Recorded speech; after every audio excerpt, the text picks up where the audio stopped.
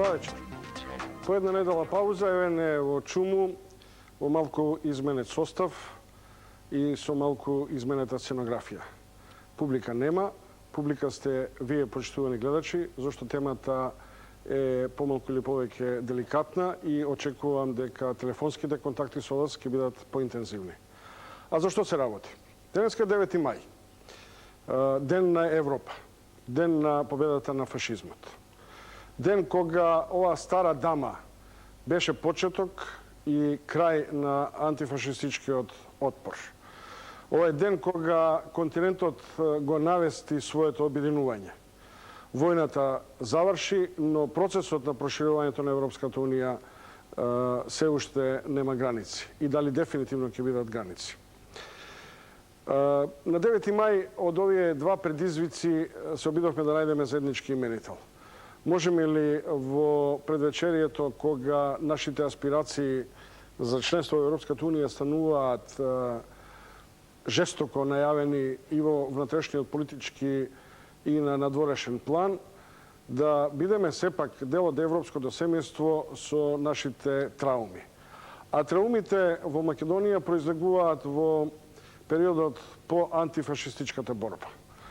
За многумина останува и натаму енигма кои се страдалниците кои беа жртви на комунистичкиот терор, како што обично се вели, кои се прогонетите кои страдаа заради идејата на ВМРО или Голема Македонија или самостојна Македонија, кои се луѓето кои и натаму имаат или ги открија своите црни досиеа за своите денови на обстојување и работење. Зошто и на каков начин интелектуалците молчат за своите доушнички амбиции или работење за тајните служби, за кодошењето на своите сопријатели, автори и така натаму. Вечерова еден состав кој има историски и актерски карактер, условно да кажем. Научници и луѓе кои се страдалници. Во студиото на А1, односно во студиото на Чуму, се професор Вилета Ачовска. Добро вечер, професорке. И историчарот Исамедин Азизи од Институтот за историја, асистент кој подготвува магистарска работа на тема албанците меѓу прогонетите албанци меѓу двете светски војни. И се разбира луѓето кои го почувствуваа, да речем, директно или индиректно теророт на постфашистичката комунистичка власт во Македонија. Тој е Ефтим Гашев, публицист, економист, кој веројатно ви е препознатлив по своите полемични текстови и колумни. Борис Попгорчев, мојот колега, долгогодишен новинар и дописник на Нова Македонија од Москва, чиј родител Богдан Попгорчев беше познат велешенец и чија историја има контраверзно педигре. И Зоран Велјановски.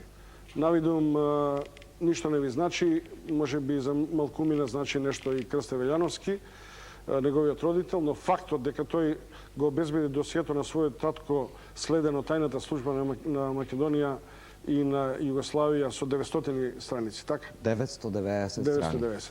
Добро беше за сите. Уште еднаш ви благодарам што одвоивте време во ова вторнична вечер. Професор Ачовска, Прогонетите, првата книга. Што станува со интелектуалците? Втората книга? Втората книга. Па ја подготвуваме, но е многу деликатна, бидејќи кога сведоците се живи, боговите молчат, нели? Се отварат многу контраверзи, многу лични драми кај луѓето. Ние бевме изненадени со колегата какви жестоки реакции наидовме на првата книга, макар што во таа книга ништо спектакуларно нема, ништо нема ново, само систематизирано нешто што се случувало во Македонија за време на војната и еден период после војната, но се вознемира и премногу духови, многу јавувања, многу вознемирени личности. А можете да си замислите колку ќе бидат вознемирени дури со втората книга во која многу светли ликови на нашата повојна историја, интелектуалци и така натаму треба да бидат жигосани, дека биле во функција да собират податоци за своите најблиски колеги, пријатели и така натаму. Доста е болно, но ние се надеваме дека ќе биде научно издржано, аргументирано, но не можеме да бегаме од она што е како постојна документација или подкрепа ќе го имаме. Ќе бидеме Смета ли во ограничени научната истражувачка работа партиска дискредитација? А нешто некому не годи, веднаш на луѓето им става таква Мислам префикс. дека отрпнавме на партиска дискредитација. За мене се ирелевантни таквите етикетирања. Јас како историчар имам доблест да ја кажам вистината, а се дистанцирам од сите етикетирања, а постојат вакви или такви. Кои се големите имиња во постфашистичка Македонија кои би можеле да ги рангирате како жртви на движењето? Жртви на движењето.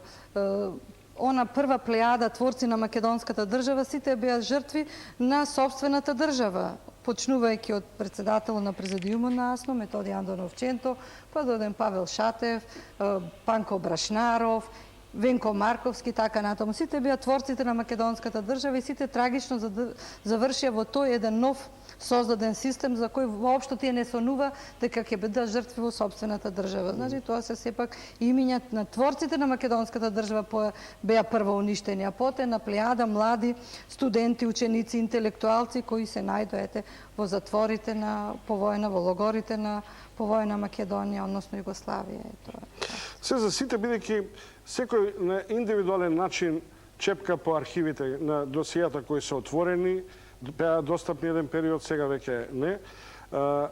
И за историчарите, и за вас, како луѓе кои семеното стебло или како интелектуално кредо се обидувате да ја објасните оваа енигма посткомунистичка на гилотирање на луѓето.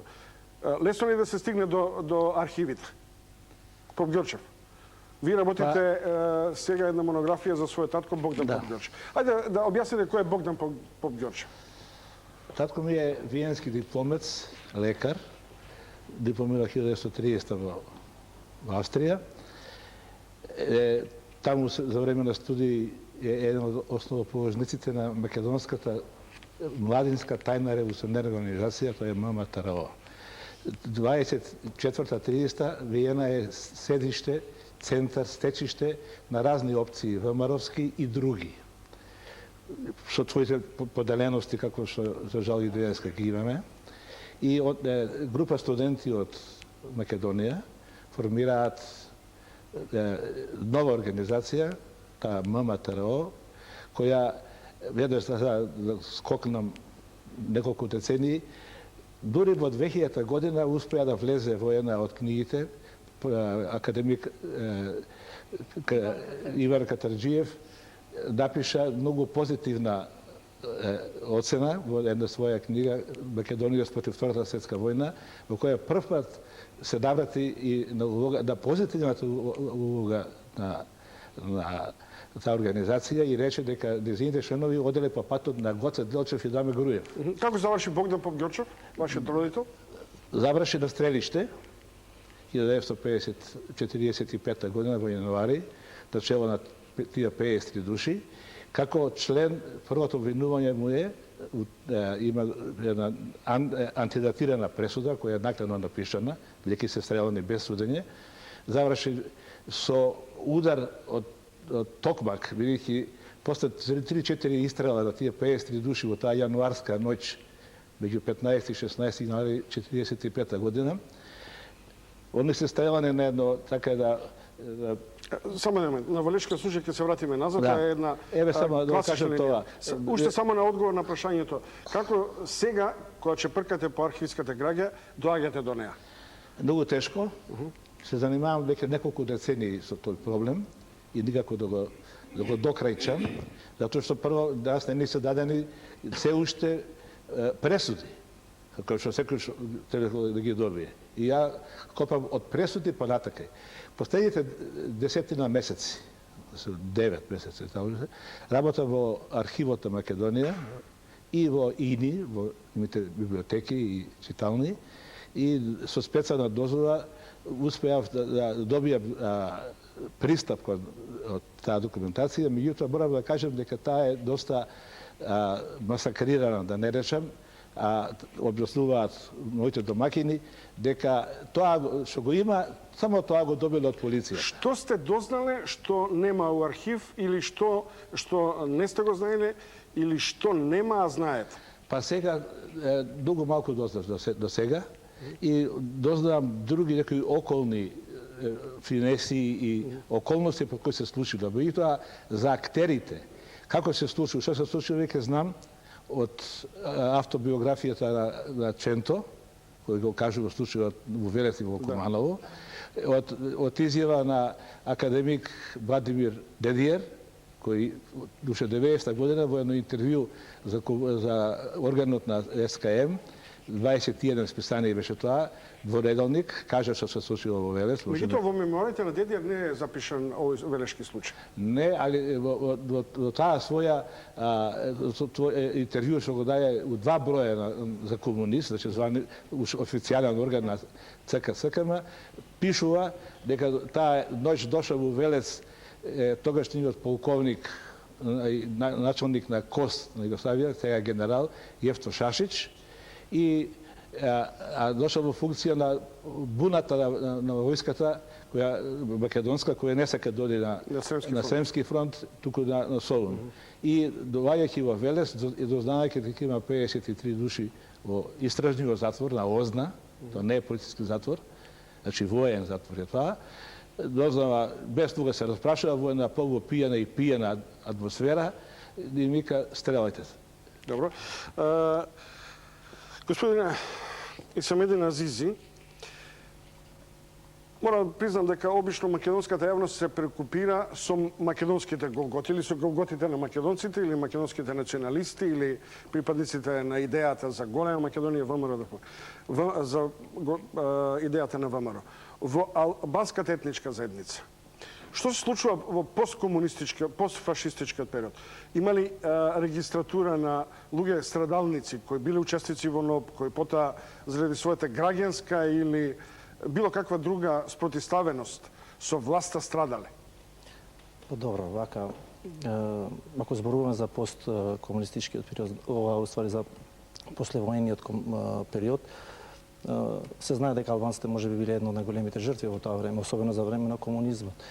Постојат податоци, сега точни податоци во врска со тоа колку биле по затворите нема, меѓутоа постои еден податок, мислам, општо за цела Југославија, каде што по Втората светска војна има околу 50.000 жртви албанци. Значи тоа е во фазата на комунизмот, веднаш по Втората... Како ќе се декларира или оцени жртвата? Осудени, стрелани? Воопшто, по големиот дел од тие случаи воопшто немале ни судски пресуди, едноставно биле убиени без никаква судска завршница од тоа. Едноставно биле сметани како непријател на државата и тука почнувајќи ред и масакри кои што веќе почнуваат одма по Втората светска војна, кои што биле извршени од страна на тогашните партизански одреди, било во Македонија, било во Косово, во Црна Гора и така натаму. Затоа албанците по Втората светска војна навистина се сметат за жртви на комунизмот.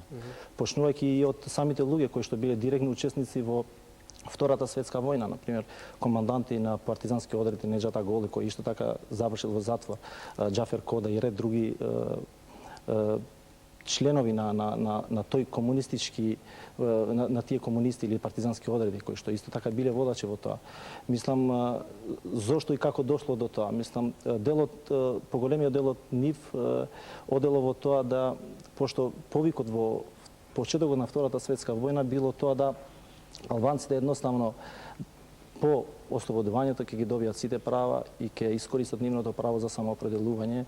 И исто така било и во текот на Втората светска војна албанците војувале под знамето на Скендербег.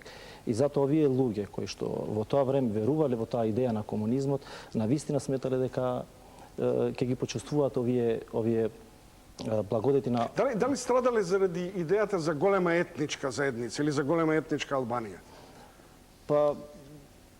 Па може и тоа да се смета, бидејќи самиот факт дека доколку би се одлучувало можеби на самоопределување, на тоа правото на самоопределување, голем дел од албанците реално зборувано тоа и го очекувало. Кој случај е карактеристичен, например, на масовно стрелање или на случај кој сте го истражале кај што има таква репресија? Па добро, сега тука има повеќе такви случаи. Сега, од албанската перспектива тоа се гледа као масакри. Например, се спомнува во Блаце, например, се спомнува во монополот во Тетово, се спомнува во Кичево, потоа масакрите во Косово, во Тивар и така му Чив е слоганот на кој дел од тајната полиција југословенска или македонска? Само мртов албанец е добар албанец. Па тоа мислам дека е српска пропаганда, мислам тоа е српска парола, бидејќи се до тоа време апсолутно немало никакви конфронтации помеѓу самите македонците и албанците.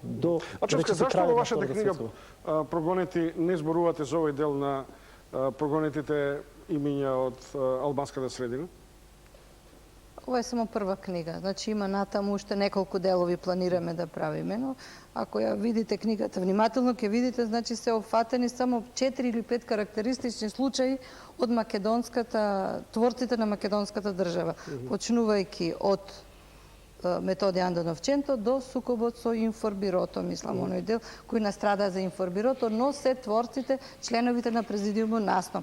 Недостасува овде, мислам, натаму ќе биде третиран случајот на Неџата Голи кој во Информбирото, значи настрада како албански националист беше и така натаму прогласен во тие документи на партијата, нормално како и сите што ги прогласува националисти било од која боја. Значи Неџата Голи недостасува, но има Владо Полежин и така натаму уште 5 или 6 творци од Асном кои ќе бидат натаму третирани. А тука се само првите и најважните дадени. Добро, господин Ефтим Гашев, упорно во јавноста го кревате својот индивидуален глас, барањето за рехабилитација, барањето за подсетување на личностите кои за големата македонска кауза страдаа во Идризово. Книгата што сте издали, ви благодарам за посветата Непокор, и понатаму поклон пред делото на македонските великани Трајко Попов и Борислав Градишки. Ајде малку Ефтим Гашев да зборува за овие двајца, а потоа за себе. Прво благодарам на емисијава Чуму, телевизија А1, што најде храброст да оваа вечер ја подотвори табу темата прогонот за македонската кауза. Кога спомнам зборот македонска кауза, макар да многу дефиниции може да се дадат по тоа, и кога директно ме прашавте за овие двајца кои ги ја наречувам великани Трајко Попов и Борислав Градишки, добро е што ме прашавте. Трајко Попов е селенец кој живее во градски селенец, што се вели, од Раштак. Борислав Градишки, незавршен правник.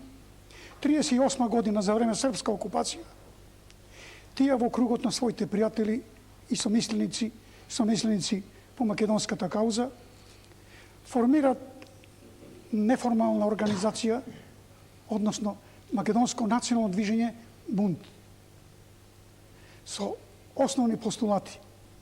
Не е тоа партија, тоа е обичен актив на пријатели, на едномисленици, кои во тоа време се заколнале да ја шират идејата за самостојна македонска држава, држава на македонски народ со македонска национална мисла, наспроти великосрпските, великобугарските идеи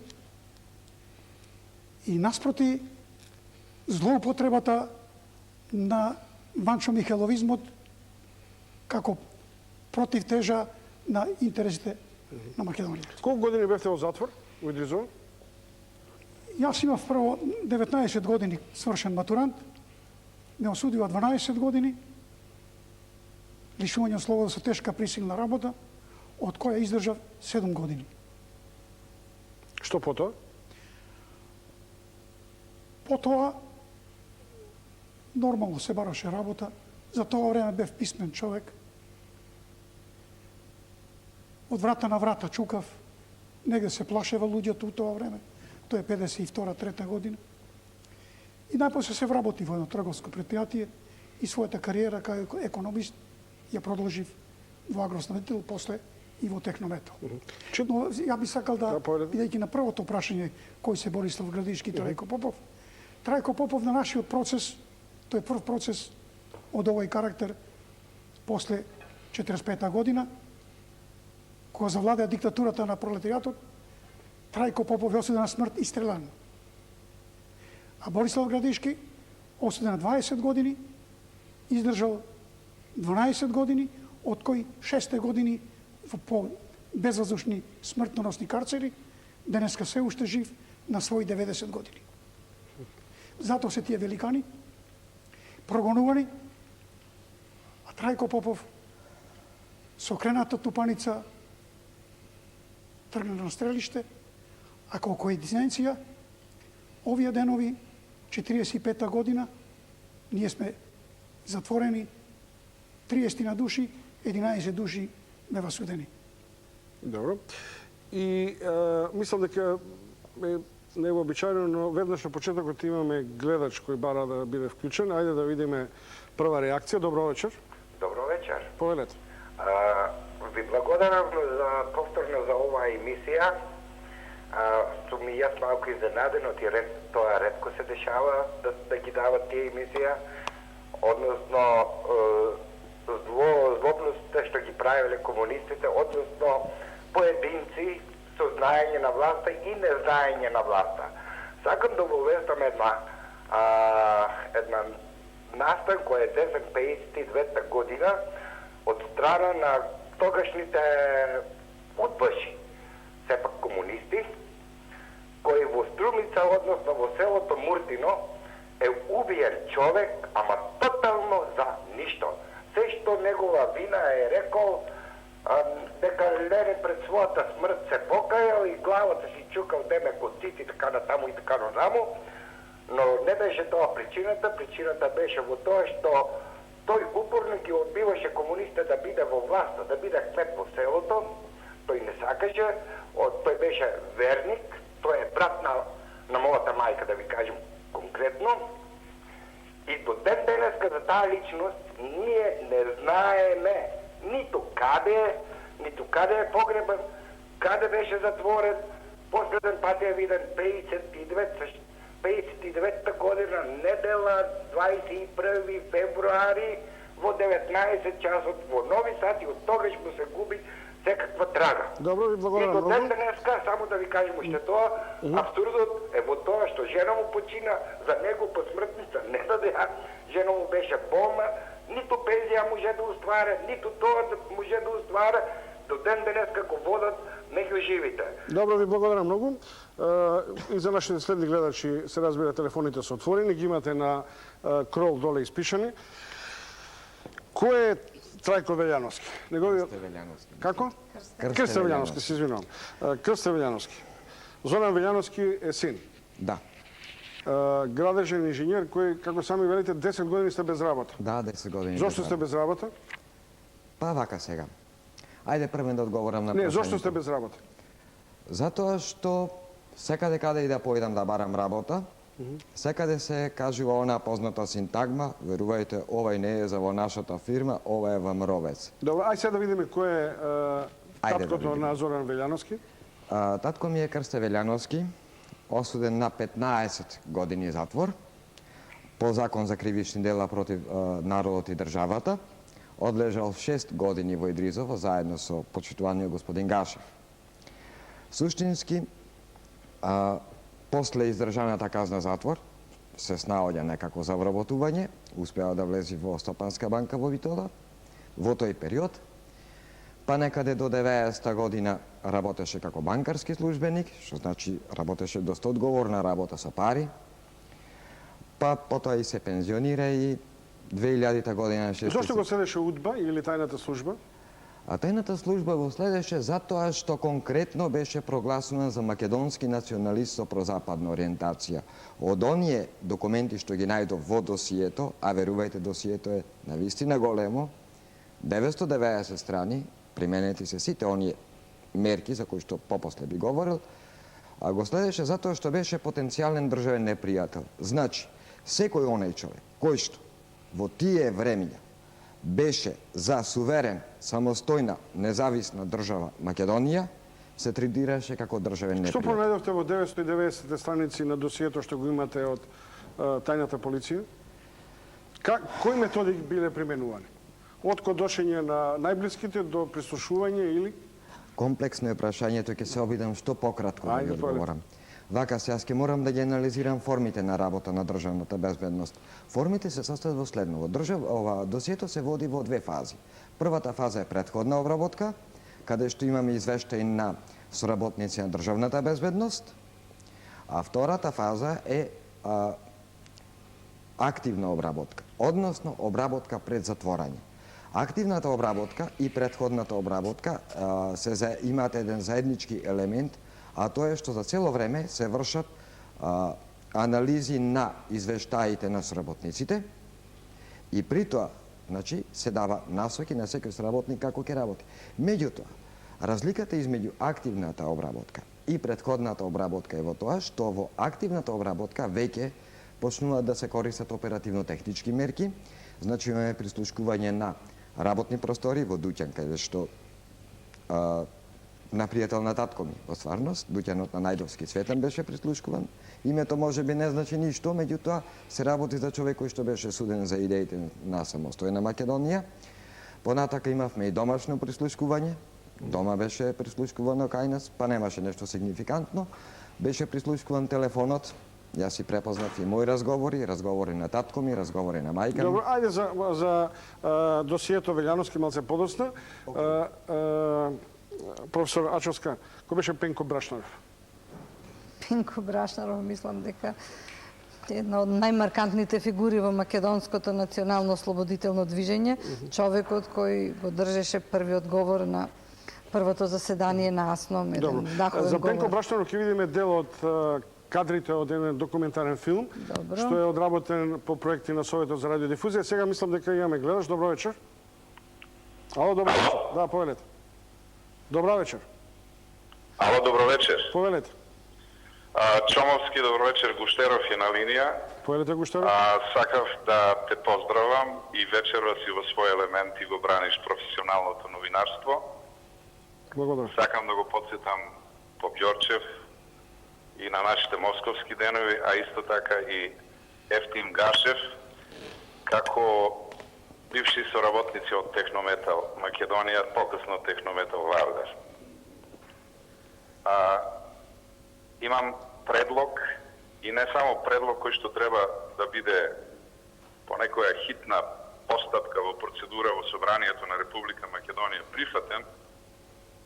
Сите тие луѓе кои што биле жртви во тие буревесни времења после Втората светска војна, кога се убиени и осудени најдобрите македонски патриоти, не само да бидат рехабилитирани во овие денови, кога сме во предворието на Европска Унија, кога Македонија треба да направи силен исчекор да ја потврди нашата заложба за демократските процеси, туку тие жртви и луѓе посмртно, а оние што денеска се уште и живи, да бидат наградени со државни ордени. Бидејќи само тие луѓе, а не денешниве генерации го заслужуваат тоа. И уште нешто сакам да додадам дека... Господин Гуштеров, дали тоа не значи дека не сте задоволни да речеме од оваа декларација за извинување на жртвите? Извинувањето е многу малку. Добро. Потребна е полна рехабилитација и награда со државни ордени на тие македонски патриоти. Ништо помалце, а многу повеќе. Добро, ви Ако благодарам. е тоа малку што јас го предлагам. Добро, ви благодарам многу Да. што се јавите. Што би значила рехабилитацијата? Ачовска Попѓорчев? Тој збор не го потребувам и од мојот речник е исфрлен, што се однесува за овој случај. Бидејќи рехабилитацијата значи признање на вина и сега општеството на некој начин навоѓан модус да се наврати и да и ги рехабилитира. Но тоа значи автоматски признавање вината. Јас за мојот татко, и не само за него, за многу други, бидејќи се сметам за познавач на оваа проблематика, не можам да прифатам таков збор. Преди доаѓаат само други, ако само кратко, затоа што мислам дека ќе биде интересно. за гледачите. Собранието на Македонија, на Република Македонија, се обидува нешто да направи од 1993 година, кога имаше декларација една од неколку реда, доста срамливо и невешто напишана од ВМРО ДПМН. Не помина тоа. Знаете, се заговараше рехабилитација. После се заговараше и помирување, национална кроја идеја, нормално. Доста скромно. После тоа, после 2 години, 95-та, тројца пратеници независни, Петров, Гилистана Марковска и сегашниот актуелен Евстин Манев, предложија закон, кој со така не помина у собранието. Година покасно го предложи декларацијата која сега помина и веќе Гуштеров ја спомна, иначе да го поздравам ја него на љубезноста. Беше таа декларација која сега е усвоена после 10 години, дословце иста. И покрај тоа што имав дискусија доста со... Зошто ни требаше, професор Рачовска, да порастеме една деценија за да прифатиме еден чин кој се чини дека под диктат на Советот на Европа сепак беше изнудена таква декларација? Мислам дека со големо задоцнување ја донесовме таа декларација и дека се уште голем број од нашите македонци се уште не расчистиле со таа догматска свест, со она што беше минатото, уште како во некој страв, во некоја дилема, како нешто нас некогаш некој ни поклонил, па сега ние не можеме ова ништо да направиме и така. Мислам дека се уште тој наш менталитет може би е крив за сето ова кое се случува. Што значи рехабилитација, идејата за рехабилитација? Да, рехабилитацијата, јас апсолутно се слажувам со господинот Попѓорчев, бидејќи тие луѓе не биле криви, ништо не се огрешиле. Биле судени затоа што си ја сакале татковината, барале независна држава, ако биле судени. А најголемиот трагедијата во сето тоа е што најголемиот дел од нив немале кривична постапка, не биле судени, немале кривично дело, а ликвидирани се без судење, без кривично дело. Тоа е, мислам, најстрашното За карактеристичниот случај на Ефтим Гашев околу осудата со ретроактивно дејство, по инсертите од документарецот за Пенко Браштанов, подготвен врз основа на јавниот повик, односно конкурсот на Советот за радиодифузија, изработени од моите колеги и на одредени телевизии веќе прикажа.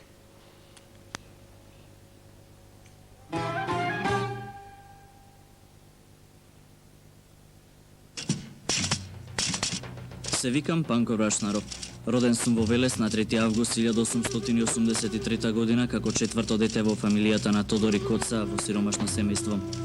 По завршување на прогимназијата во 1900 година се запишав и една година подосна ја завршив педагошката школа во Скопје. А во ова време ја отпочнав политичката дејност на почетокот како национал револуционер, а по 1908 година од чисто националната борба ги прифатив социјалистичките идеи.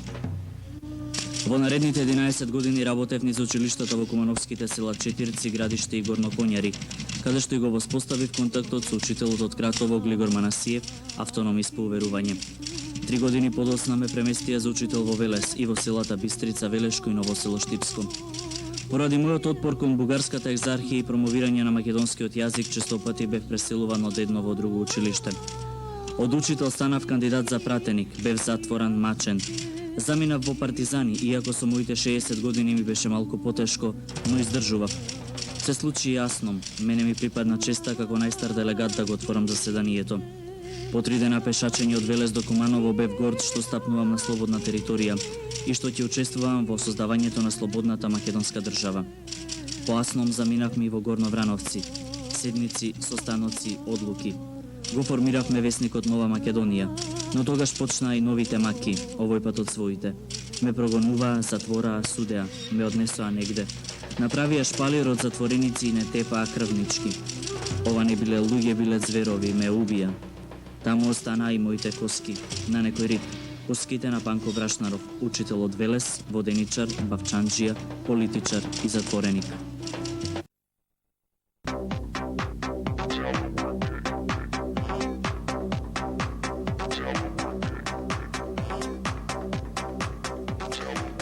Ја следите емисијата Чуму, 9 мај, ден на Европа и ден на победата на антифашистичката коалиција.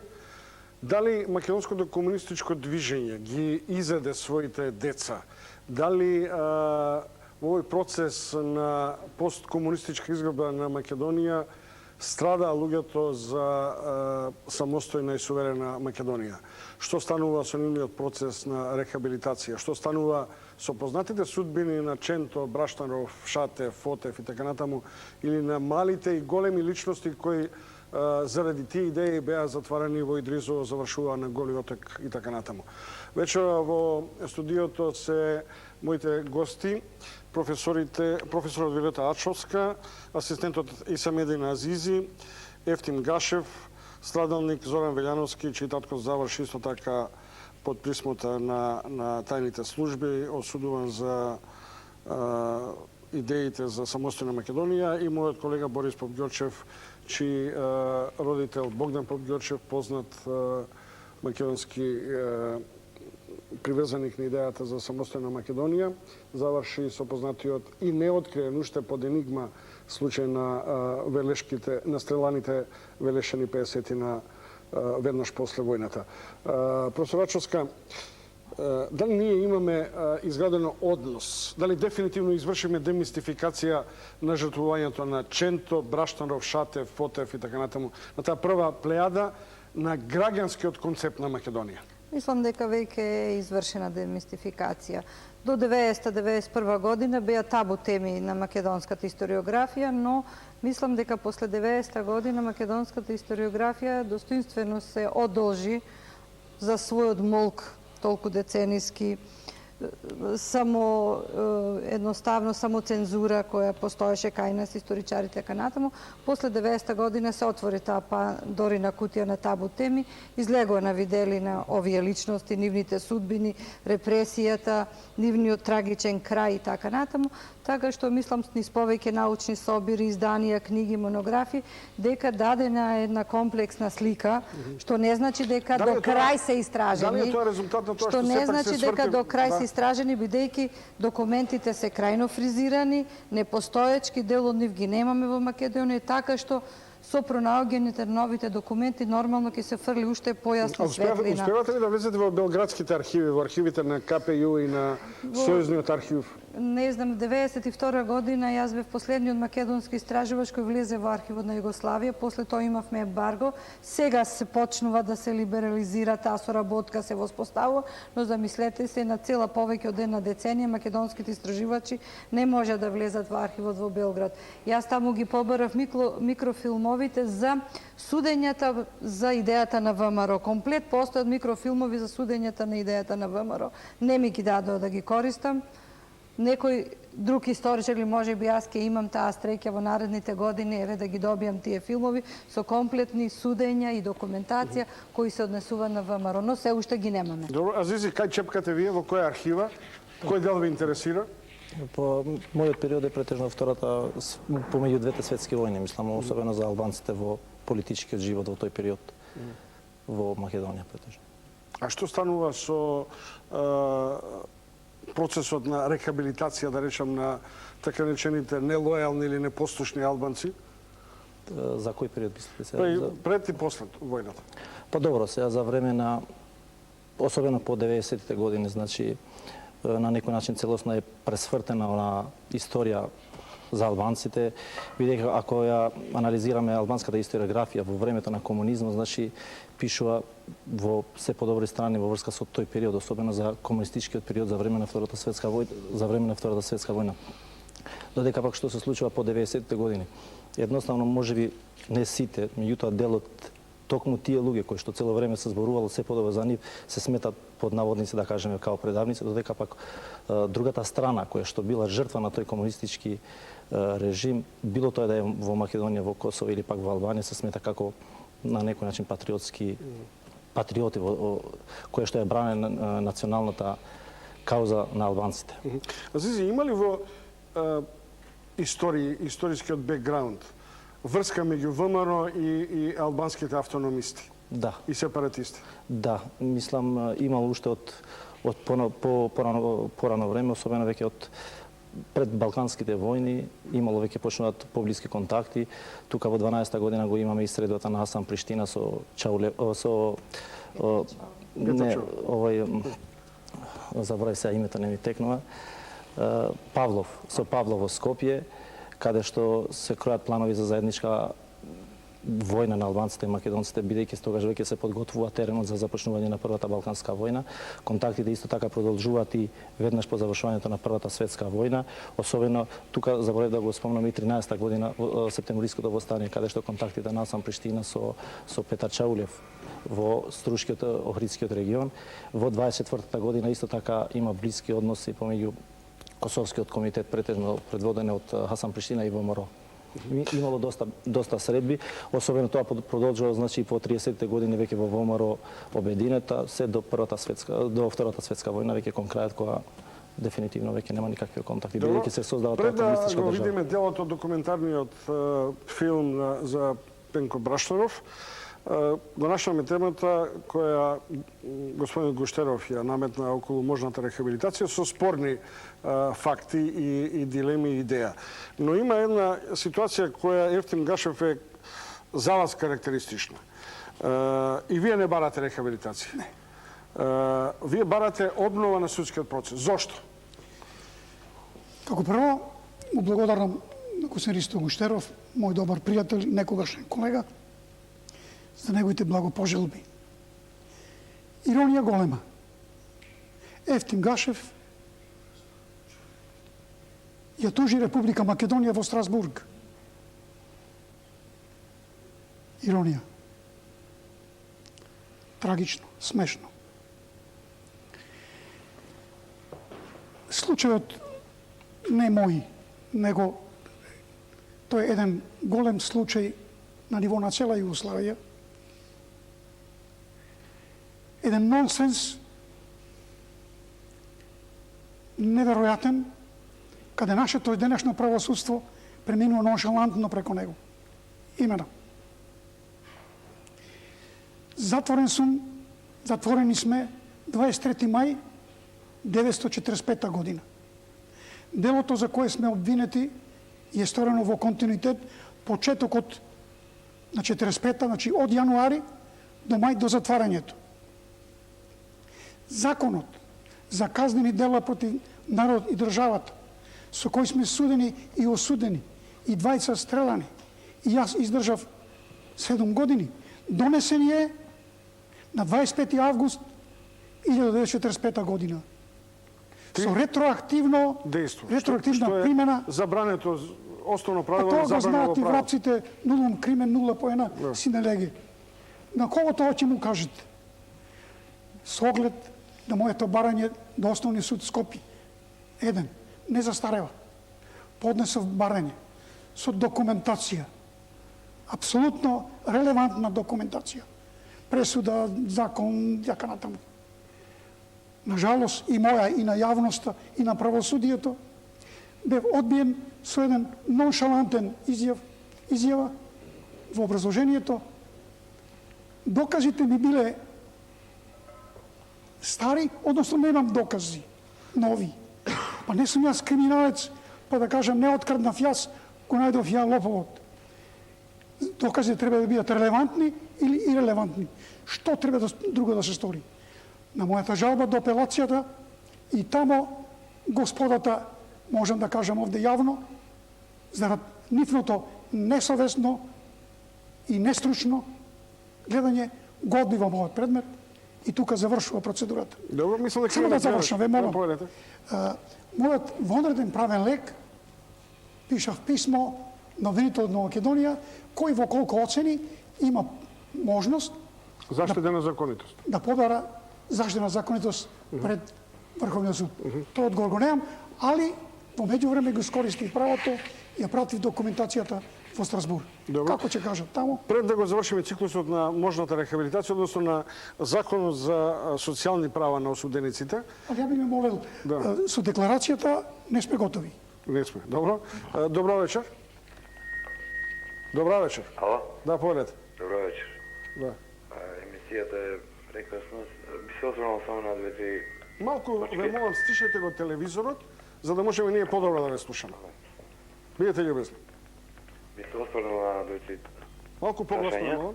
На двете прашања би се осврнал. Би го запрашал вашиот гостин да ни каже нешто во врска со балистите, кои биле и која била нивната цел. Мислам од нивна гледна точка. Второ, некој од гостите да одговоре кога се одело на Сремски фронт, некој сакале да одат на Солунски фронт.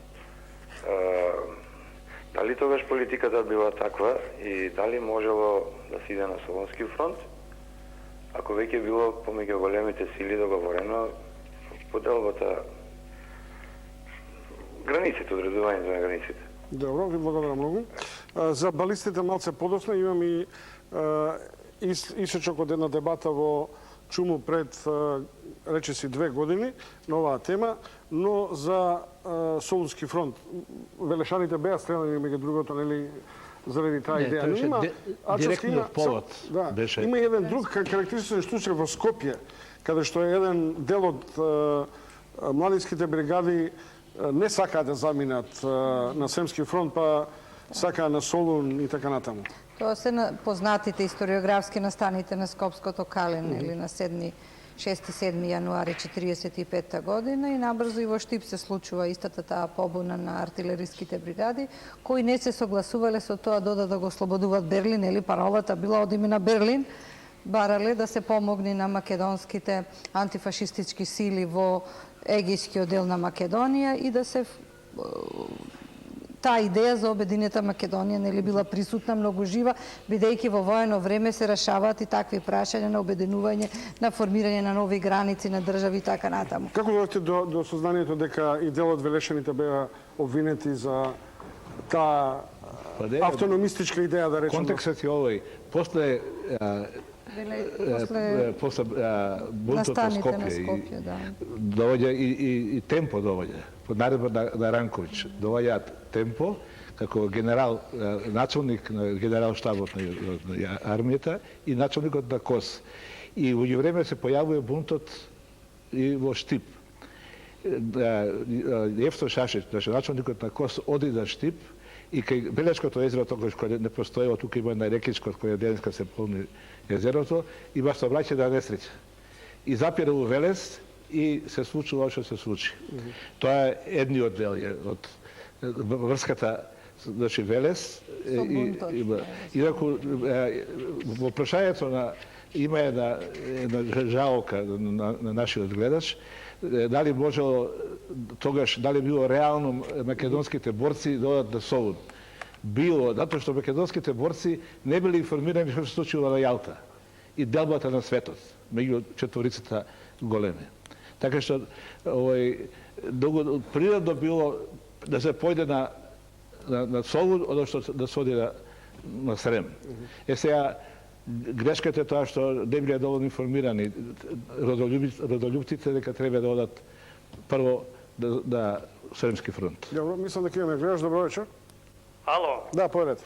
Добро вечер. Сергинов Костадинов Скопје. Поздрав до водителот и до присутните на емисијата. Јас сум внук по мајка на Панко Брашаров.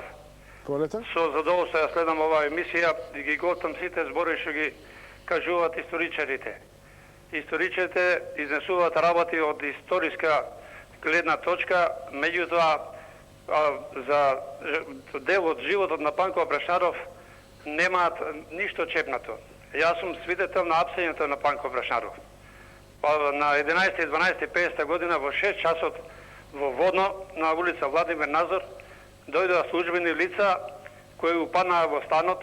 Тоа е приземна куќа, беше и горе на страт. Не собраа сите во една соба и 2 часа вршеа претрес во станот. После тоа направија записник и го видел за последен пат мојот дедо како го изнесува 2 униформисани лица. Он беше облечен во војнички шинел и на излегување после стара мајка покојна кажуваше, го прашала од она неколку пати присуствувала уште во Велес на апсењето на Панко Брашаров.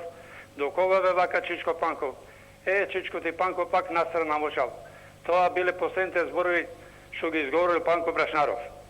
Иначе, ја поседувам документацијата, еве пред мене број 26, народен пратеник, оригинал на Панко Брашаров, и го земав и досието од УДБА, само тоа е, како и другите ще зборат присадни, многу скратено. И побарав и тие кои дошите да ми ги дадат. И за тоа платев таму. Меѓутоа ништо до сега никој не се јави. Така да историчите, само кратко ќе бидам, ако ги интересира нешто, имаме и постари браќа тука во Скопје живи, можат, има ја поседам целата документација на Панко Брашаров од неговото учествување во Велес, оригинал документи, крштеници, пасош, све тоа кај мене. Добро. Очекувате професор Рачовска да ви затропа на врата. Благодарам. Се любам. Добро, ви благодарам многу. Дали има уште некој гледач? Добро вечер. Добро, до следната рунда диалог со нашите гледачи. Она што е да го завршиме процесот на прашањето на рехабилитацијата. Што значи законот за социјални права? Појдете, Погрече. Законот за социјални права произлезе како една од потребите, неминовностите на оваа општество да се наврати и на оваа табу тема и на неправдата, на некој да се исправи. А директен повод е член 36 од постојниот устав на Македонија, во кој кажува кои се уживатели на специјални социјални права. И таму се кажани 3 категории. Прво, борците од антифашистската војна и сите војни ослободителни за Македонија. Второ, воени инвалиди и трето, борците за македонската кауза, за македонската државност и самостојност. И господата борци, кои беа членови на комисијата, тоа го прифатија 1991 година и тоа е запишано во уставот, и да на него се во Сдруженијето на затворениците за македонската кауза се сетија 10 години подоцна и го преточија во закон. Закон за специјалните социјални права. И тогаш што стои за борци се дигна и да прашуваат кој е тој закон, кои се тие борци, не постојат. И така да биде негаторски, седо дека им кажавме дека нивните членови во Уставната комисија на Македонија гласале за тој член 36.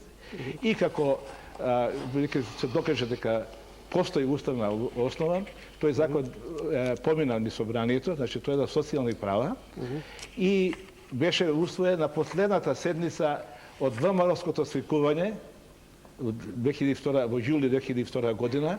Последна точка тој закон помина, со тоа што имаше лоша судбина, како што можеше да се очекува, дежурните болшевици поднесоа неколку барања во Уставниот суд и Уставниот суд ги поништи 4 највитални членови на тој закон и тој сега преработени после толку години повторно се враќа во собрание и повторно наидува на тешкоти да биде усвоен.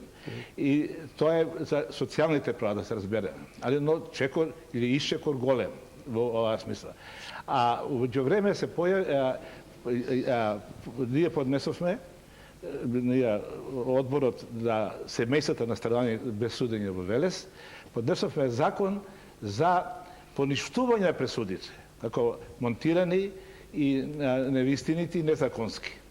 Затоа што сите се и убиството во Велес се покриени накнадно со пресуди кои се измислени.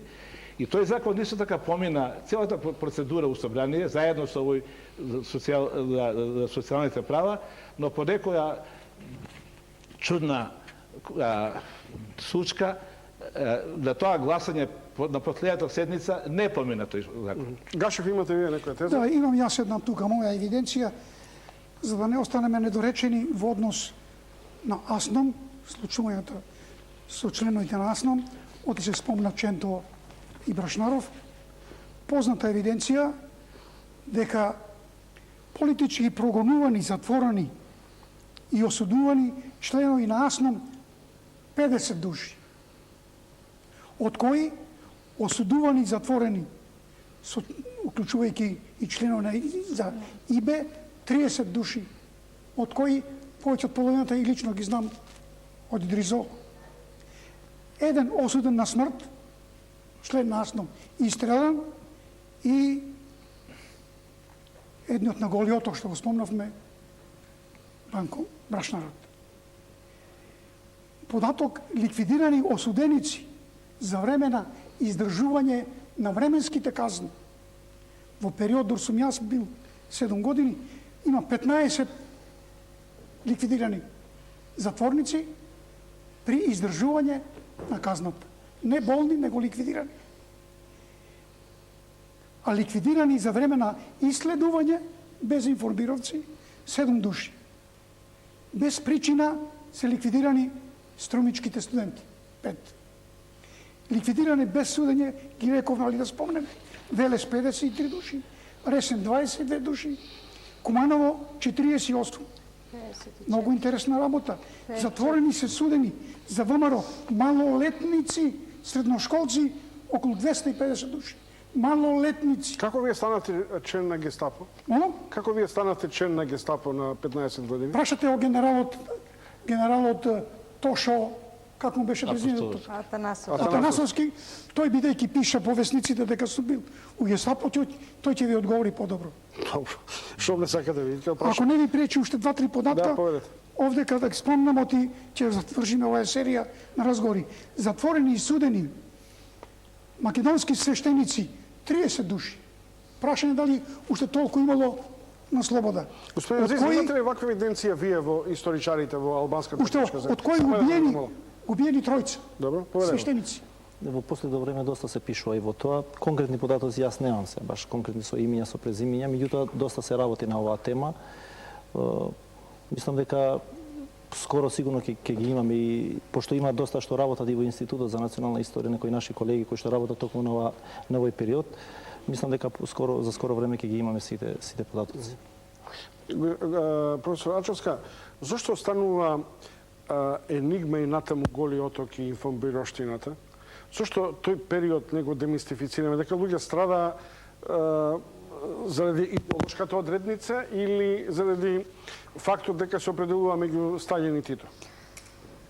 Држат неколку работи, мислам, околу на вие кои го поставивте прашањето. Прво, Голи оток не може до крај да се демистифицира, бидејќи дел и поголемиот дел од затворениците на Голи оток морале да се согласат да бидат по ослободувањето информатори. Значи, морале секоја недела да поднесуваат информатори со кого се сретнале, какви разговори воделе, што се случувало и така натаму.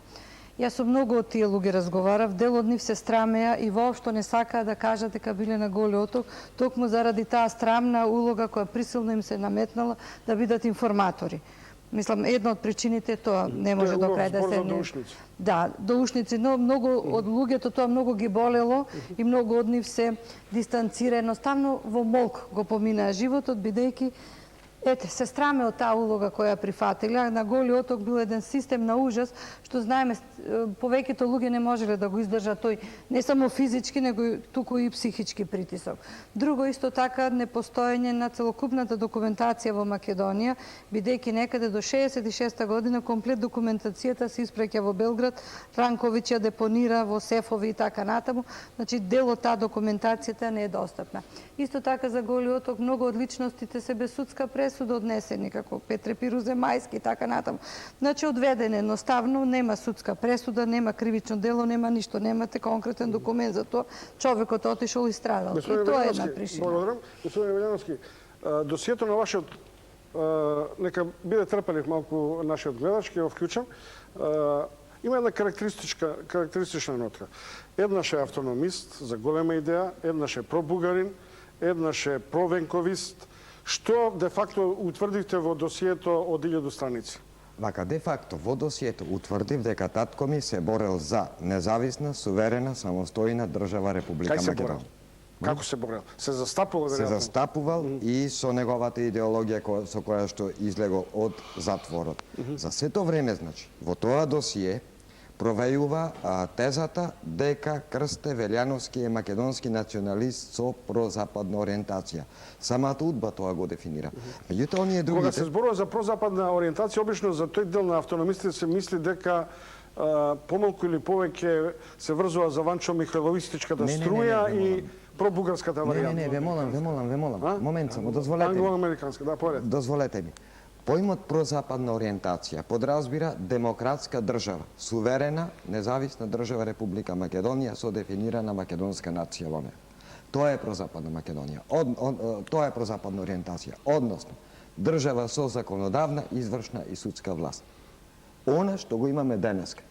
Тоа е таа прозападна ориентација. Јас тоа го гледав и низ прислушкувањата. Многу симптоматични се тие прислушкувања. Изворот Терзија, конкретно на него малку ќе се задржам, простете за времето.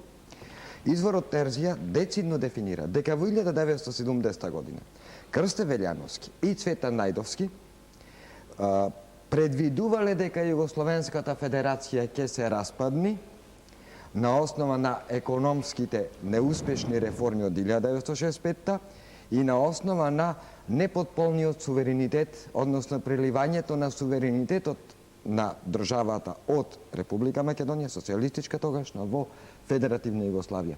Ние го изгубивме суверенитетот во таа држава.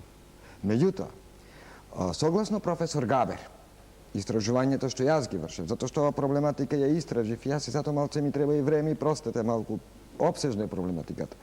Согласно професор Габер, во федерациите од социјалистички тип постојат 4 типови на федерации на држави.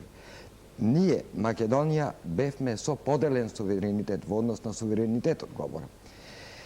Сега, тој поделен суверенитет нас ни направи проблеми, бидејќи нашиот суверенитет се прелеа во Белград. Не, ајде го оставиме државното ведување. Мене ме интересира, што најдовте во досието?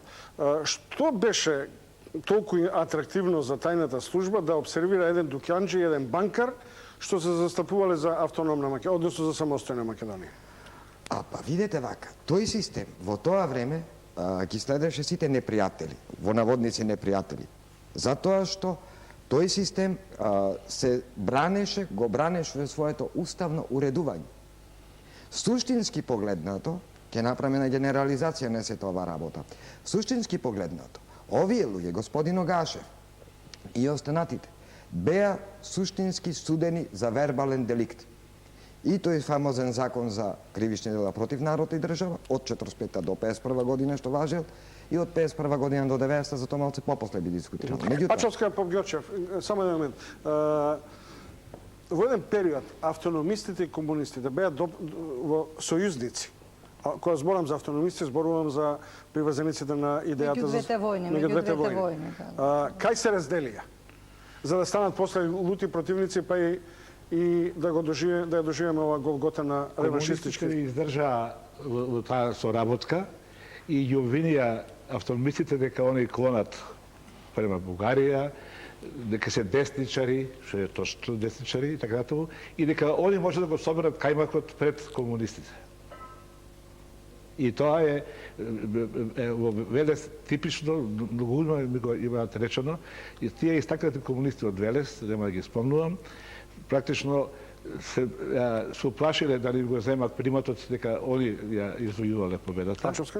Но тука е проблемот и на определбата на коминтерната, идеолошката, класната определба и така натаму. Сепак десницата и левицата во еден период соработувале на националното прашање, но сепак предоминантно станало и со формирањето и после војната во Македонија тоа дојде до израз класната компонента на сметка на националното. Ние често пати зборуваме за диалектика меѓу класното и националното, но факт е дека победила болшевичката класната компонента. Значи, тоа биле луѓе индоктринирани со една таква комунистичка ориентација која не поднесувала, барем таа логиката на таа класна логика, не поднесувала друга идеолошка струја или примеси. Мислам дека расцепот можеби и заради ривалството кој ќе го собере кајмакот со зборовите на господинот Попгјорчев, но сметам дека сепак тука во суштина идеолошкиот судир или идеолошкиот јас бил доминантен. Бидејќи после војната сепак на идеолошка основа најголем дел од луѓето се судени како класни непријатели, вакви непријатели такви, но доминирал идеолошката компонента. А тоа е еден период кога сме биле под советско влијание, коминтерната била силна, тие биле членки на коминтерната, така да сепак таа логика на коминтерната и на болшевизмот доминантен бил кај многу од овие комунисти. Поштовани гледачи, следите емисијата Чуму. Еден од вас го отвори прашањето за балистите или за Бали Комтар. За оние што можеби потрпеливо ги следат овие дебати, веројатно ќе се сетат дека 2004 година, кон крајот на 2004 година, во студиото на А1 на дебата околу историското превреднување или вреднување на балистичкото движење на Балик Камдар, со идејата што тогаш во албанската средина се појави за рехабилитација, односно возобновување на политичко движење Балик Камдар, дојде до спор меѓу историчарите од Институтот за историја. Еве да видите акцент од таа дебата.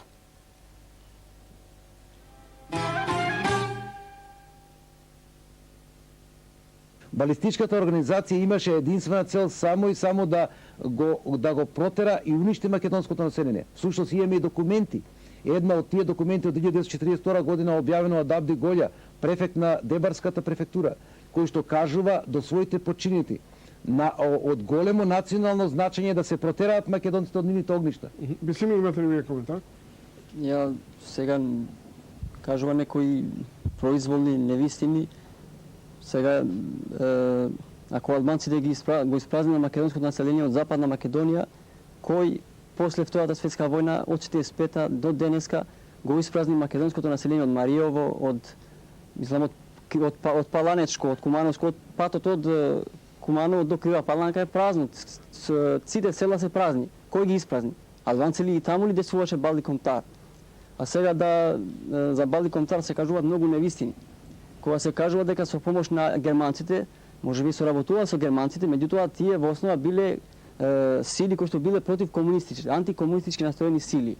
Кога е формирано Балик Камдар во 1942 година, во 1943 година после капитулацијата на Италија е формирано една делегација од Народно-ослободителниот фронт на Албанија под раководство на Комунистичка партија на Албанија, делегација од 20 членови, може и по име да ја кажам Имер Дишница и Мустафа Ѓинуши, тие се седнале со представници на Балик Камдар и се договориле да направат еден заеднички комитет за спас на Албанија. И тоа да по 6 члена да има и од Народно-ослободителниот фронт и од Балик Камдар. Меѓутоа, од кога се вратиле од конференцијата, од кога дале свој подпис со Амин од Енвер Хоџа, меѓутоа, после притисокот од Комунистичката партија на Југославија, од Темпо, од Мугоша, тие се предомислиле, Комунистичката партија на Албанија, и еден по еден сите луѓе кои што беа во таа организација на Национално-ослободителниот фронт на Албанија, каде што навистина немаше само комунисти, бидејќи тоа е формирано една година пред тоа, и таму имаше и други организации, не беа само Комунистичка партија, туку имаше и од легалитети представници на кралот Ахмед Зогу. Еден по еден подосна сите тие се или ликвидирани или се испратени во концентрациони логори. Дали е сега само да завршам, како што се случувало со господинот дека навистина не биле сите партизани комунисти. Меѓутоа главна идеологија била комунистичката и затоа биле политичките комесари.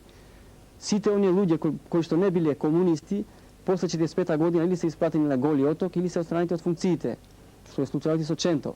Мислам и настаните од Скопското кали ги знаеме сите. Сите оние што не се согласувале да одат например на Сремскиот фронт во еден наплив на интернационализам или некој беа и на Сремски и на Солун, како што беше големата идеја. Исте случајот со албанците. Добро. Балик Камдар, да завршам, Балик Камдар се борел против Балик Камдар, се борел и единиците на партизанските единици на Албанија се борел против Балик Камдар. Само морам да интервенирам тука една работа, очигледно дека колегата се обидува некои работи да ја каже, но недоволно стручно зашто не работи на овој период. Мислам дека не се работи дека територијата до Крива Паланка е празна и така натаму. Не рекол така. Се работи во тоа што во Западна Македонија ние имаме испразнети села точно поради активностите на балистичката организација.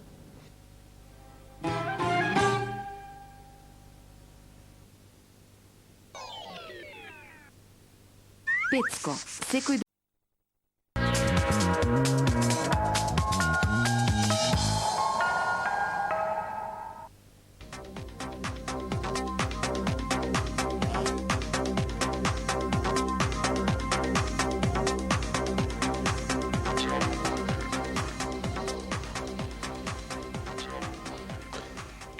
Добро, почитувани гледачи, ја следите емисијата Чуму, во која се обидуваме да одгонетнеме и поединични и една колективна катарза во Македонија околу рехабилитацијата или правилната оценка за улогата на жртвите на комунистичкиот терор и во идеолошки и во национална смисла.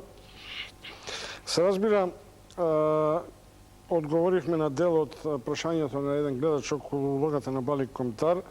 Кога видовте диалогот на историчарите Милковски и Беслими во Чумова од 2004 година, од денешна перспектива, 2 години потоа, господин Азизи,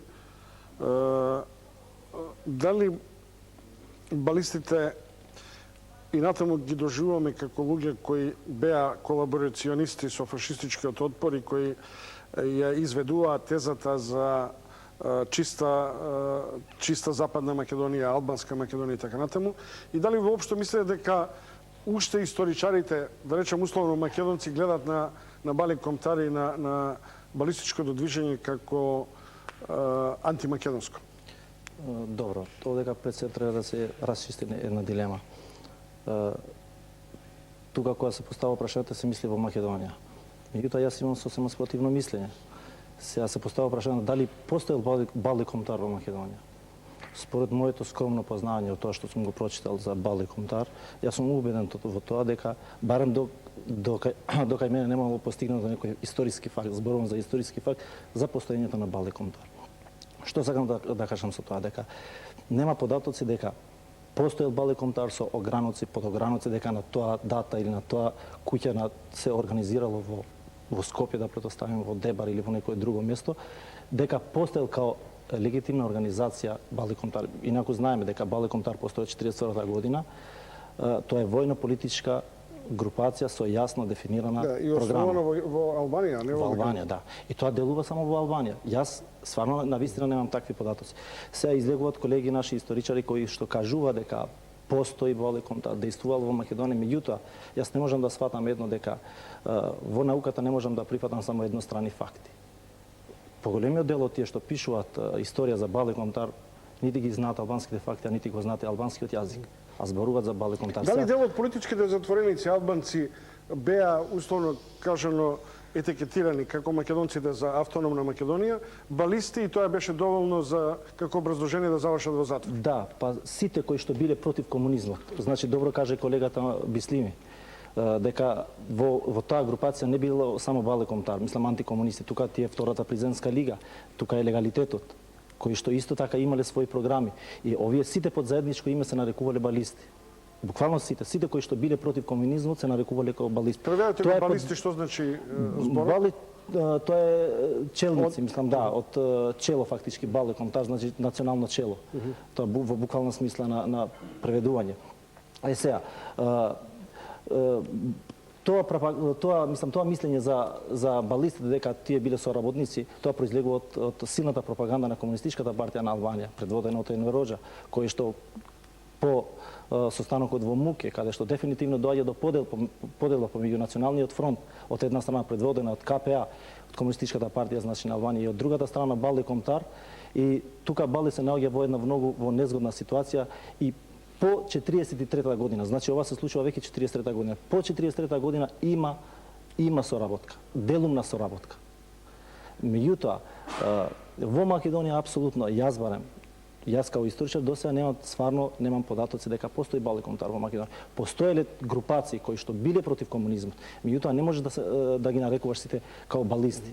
Професор Ачковска, во една дебата околу процесот на рехабилитација, да речем, на Тито и Македонија и така натаму, во студиото на Чуму, професор Чепреганов се обиде да ја даде димензијата дека македонското ослободително движење, антифашистичко ослободително движење, стана засилено, помасивно.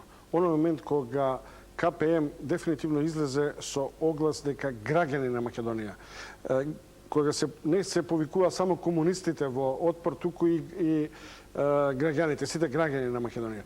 Дали тоа беше прв знак, оценка дека во Македонија граѓанското е подоминантно во антифашистичкиот отпор одошто комунистичкото? Па не знам, тоа не би го така прифатила. Во македонското антифашистичко народно-слободително движење до 1943 година Кузман Јосифовски Пито и македонските комунисти и другите национално-ослободителни сили кои се вклучија во национално-ослободителната антифашистичка борба беа на платформата дека треба да се создаде македонска држава која како субјект понатаму ќе федерира или ќе конфедерира со другите субјекти на Балканот. Значи, македонскиот народ како еден од слободолюбивите народи на Балканот. Со доаѓањето на Светозар Вуквановиќ Темпо во почетокот негде февруари 1943 година, тој ја смета таа за погрешна платформа, вика чекај македонците соделуваат од југословенската платформа и тогаш целокупната македонска платформа до тогашна и Кузман ја критикуван заради наводната погрешна платформа која води, веќе се свртува кон југословенската платформа, па се носи манифесто на главниот штаб и така натаму. Макар што 1944 година има еден прекрасен документ, едно писмо на Ченто до Јордан Чкатров, каде му вика 1944 година, август е тоа писмо. Првата фаза од борбата на македонскиот народ заврши. Борбата беше успешна, иако ја водеа комунистите. Авнујска Југославија завршен факт и Демократска Македонија формиравме, но сега ни престои обединување на сите демократски национални сили на Македонија. Значи, без оглед на идеологијата, тоа е 1944 година, втората фаза на нашата борба, фазата за обединување на Македонија. Мислам, во тој смисол, иначе не би можел се каже дека ги повикува нормално во секој проглас на комунистичката партија се повикува сите граѓани, сите националности во Македонија за заедничка антифашистичка борба, бидејќи основна била антифашистичката платформа на тоа движење. И тој национален фронт македонски. Дали по излегувањето од затвор? Како? Дали по излегувањето од затвор го чувствувате зад грб дишењето на УДБА и на тајната полиција? Апсолутно, да. Дали тоа ве следеа и натаму со етикета дека сте ВМРО-ец и дека заради тоа сте можеле да добиете понуда да бидете, например, Кодош? Дали, например, сте биле под тортура дека требате да ги издадете своите сопартици, односно соборци, па да бидете лојален граѓанин на Македонија после затворот? Не во таа форма, но во класична форма. Јас немав пасош до 65-6 година. Значи, тоа е еден од елементите. Во работниот мој делокруг работев нормално као службеник. Иако имав можност, као многу други технометалци, да кажеме, отидова на работа надвор, јас исто така имав можност у стручниот дел комерцијален, но бев персона нон грата, што услов беше да си член на партијата и се разбира да си благонадежден. Јас не бев таа категорија. Дали некој од вашите други тројца браќа страдаа заради ВМРО-цот Ефтим Гашев? Буквално не, но тихо така, дистанцирани, тешко напредуваа во служба. Поготово реков преди малку, постариот брат беше професор, дури по старите години успеа да влезе на факултет, иако е еден од првите повоени доктори на географски науки, он не можеше да просперира. Дури на крај, кога веќе тие блокади почнаа да попуштаат, он стана доктор на науки. Значи, он тоа го чувствуваше. Борис, како Поп Ѓорчев стана новинар и тоа ексклузивен новинар на Нова Македонија, авторитет во новинарските кругови долго време, со товарот на Богдан Поп Ѓорчев? Па си го носев. Таа хипотека ја носев и јас. Тоа имав некоја среќа, или еден човек, во случајот Лазо Мојсов, на време ги уочи тие неправилности, тие следења, тие притисоци и за разлика од Васелинка Малинска, која 52 година не ме прими во Нова Македонија, тогаш конкурирав, поединечно беше тоа, тогаш беше таа директорка на Нова Македонија, рече дека бараше практично партиска книжка, што би се рекол. Тогаш не можам нити да бидам ни Скојевец, камули нешто повише, 19 години имав. Наредната година се обидов кај Лазо Мојсов и ме прими за дивно чудо и тој негов благослов остана, морам да кажем, неговата честност визави мене, визави нашето семејство, визави сето тоа што го имавме како хипотека. Лазо Мојсов 44 и 5 бил заменик воен јавен обвинител на Македонија. Заедно со својот братучев Александар Христов Цанко, академикот, он биле двајцата челни луѓе на јавното обвинителство. И го знаеле сиот случај.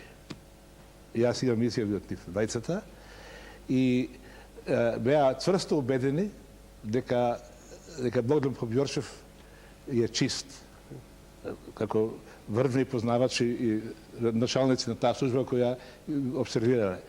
И можем да кажем дека беше Лазо Мојсов директор на Нова Македонија, уште 3-4 години после тоа. Од Велес постојано на неколку месеца доаѓа протестни делегации да го прашаат Лазо Мојсов, знаете ли кој ви работи во Нова Македонија? И он вика, кој е тој? Што знам, вика, тоа младо момче, 20 годишно, 21. Ама не, за него, за татко му. Што е за татко? Па тој е народен пријател. И вика, сигурно ли сте го тоа?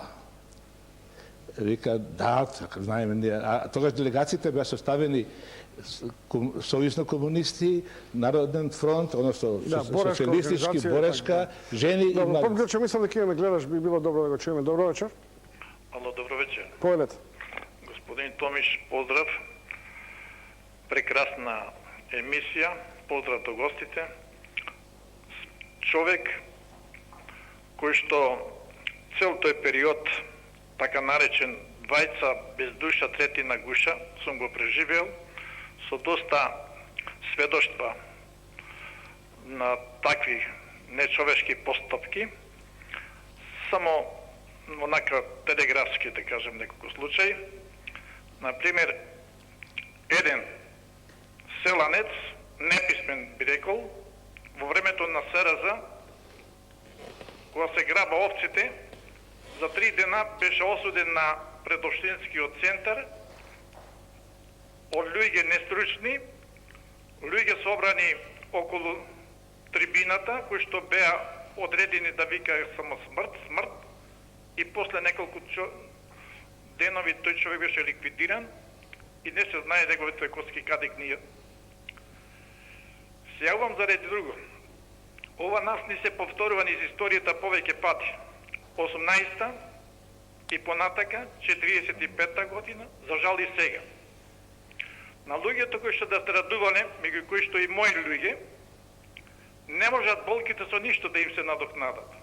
Меѓутоа, да во историјата се еднош се стави крај на сето ова што ни се случува, мој предлог е не само декларација за рехабилитација, ами закон за осудување, макар и посхумно, на носителите на ваквите појави. Зашто, ке речем? Заради тоа што и ден денеска имаме доста следбеници на оние кои што биле носители на ваквите потпати, просто се гордеа со тоа што нивните родители го чинеле. Сведок сум на еден младич, не младич, човек на 50 на години, ни се придружи при еден разговор и ни вика, мојот татко во мроците ги носеше околу ова дрво, ги тераше после полноќ во 1 или 2 сата од ноќ да заврта 3 пати, а потоа ги носеше ете на кое место тамо ги колеше. Ова зашто викам дека ни се повторува за жал и денеска. Бев сведок на овие нашите денес бранители кои што ни се ете режија и конструирана една судска постапка, раштански лозија така наречена.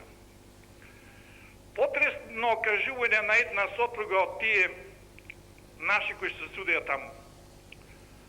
Вика, ми дојдоа 20 души без никакви ознаки, без никаков документ во семејството, и кога мажот ми го зема, а не знаете кои се тие, оти беа само во униформи некакви црни, не знаете дали ќе уносат планина или каде, мислиме дека се киднапери.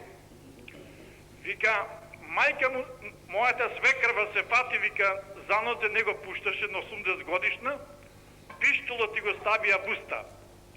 Истиот таков начин, истата постапка ја направи и према моето 12-13 годишно дете, кое што сега има тешки последици, психички последици. Сакам да речам ви благодарам многу на оваа искрена исповед. Продолжуваме во емисијата дебата. Професор Рачовска, сега отворам едно прашање кое е многу карактеристично. Живи се актерите на судењето на Ченто. Имате ли чувство на грижа кај тие луѓе? Не знам, тоа никој интимата се уште до крај не си ја кажал, макар што дел од нив веќе со самиот чин што дадоа согласност дека Ченто навистина е неправично осуден, дел од нив дадоа на писмени изјави и се покаа дека однапред била се изрежирано, кажа јавно за Ченто. Мислам дека сепак има доблест толку барем да признаат, а интимно би требало сепак да си дадат по една исповест како се чувствувале тогаш, како сега. Добро за историјата да остане тоа запишано. Но сепак мислам дека се уште до крај не се отвориле и дека... Гашо, вие обично... Но за жал мислам дека многу од тие луѓе мислеле да и тогаш дека правилно постапуваат и сега. Дел од нив не сватиле дека не се работело за непријатели, туку се заработело за наши луѓе македонци кои се бореле за Македонија. Нив ги чувствувале дали толку нивната свест била пројугословенска, деформирана, да се што е понагласено македонско го смета за непријателско. Дел од тие луѓе кои биле екзекутори, кои учествувале во тие монтирани процеси како суди, сведоци, лажни и така натаму, дел од нив смета дека правилно постапувале. Има изјави дека јас сум убил тогаш, ќе убиев и мајка ми да ми наредеше партијата. Значи има и такви умови, затоа и на почетокот реков таа догматска македонска свест, ограничување, бришење од се што е свое, прифаќање нешто туѓо како свое и така натаму. И тоа, за разлика, например, од овие големци или големи имиња, комунистичкото движење и постфашистичките раководители и на тајната полиција и на ЦК имаат некои од нив 5 на убиства на една секретарка, па убиства на друга грозни силувања, партизанка, кои се уште не се отворени, не се откриени, а стигнале до професори на факултет, до шефови на полицијата и така натаму. Кога би можело да се очекува тој тип на така наречена народна демистификација на луѓето кои биле од вторите, третите ешалони и така натаму? Мислам дека до крај не може се да се дестимифицира. Мислам, еве само репресијата на жената која вршена, изживувањето врзна и така натаму, заради достоинството на жените, тоа досие се уште не го отвараме ни историчарите. Гашев, дали... Само еден момент. Про коментар на последниот гледач. Се извинувам. Едвардовиот Кардель, Едвард Кардель, што го донесе законот за формирање на селски работни задруги, тоа е најголемото историско зло кое е сторено врз македонското село и врз македонскиот селанец. За илустрација. По војната, по статистика, 1700 активни села имаше во Македонија. Само по 20 селани да се спротивставува на законот, тоа ќе беа над 3000 души затворени во Идрисово. А не беа само по 2, по 10-20 души се бунтува по селата со вили и жените, што се вика, со голи раце, со градите, се спротивставува на тој вандализам. Затоа ние денеска немаме село. Сега повелете. Сега приватно ве прашам. Дали кој излеговте од затвор, се сретнате со својот екзекутор? И во Идризово и судијата. Каков однос имавте? Какво чувство? Да ви кажам, фино праши, нормално секој би ме прашал. Јас по природа сум, не сум реваншист, воспитан сум патриархално, мајката моја била аџика и така натаму. Вика, ако има Господ, нека казна. Управителот на Идризово, што беше Цветко Крајна, да не кажам, братска помош од Хрватска, беше садист пар екселанс. Ја го пишем таму во книгата моја. Несфатливо и ми се чини би било многу грозоморно да објаснам сега во момент, легнат на земја, едниот подуправител со едната кондура на оваа рака, другиот подуправител на оваа рака, а тој Цветко Крајна ме јавно преко градите и со забите ми го јаде гркленот.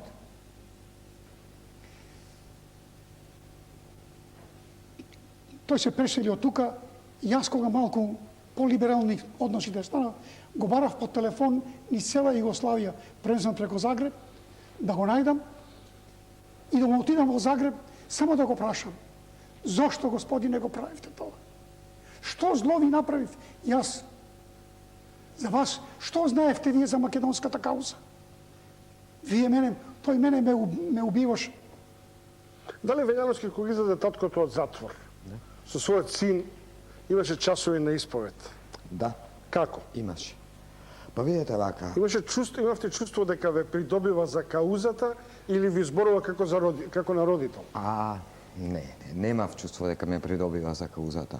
Видете вака, татко ми после излегувањето од затвор ја истражуваше проблематиката на ВМРО. Читаше, ама буквално се читаше, што ќе му дојдеше под рака. Без разлика кој беше автор, за која теза се залагаше, без разлика на која идеолошка провиненција припаѓаше авторот. Едноставно, Крсте Велјановски читаше, господа. Што ви зборуваше за затворските денови?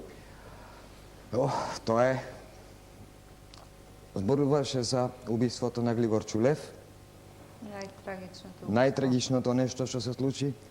Зборуваше за оние затвореници кои што не го преживеа темнувањето во Идризово и кои што се погребани позади негде Идризово, во извесен остров во Вардар.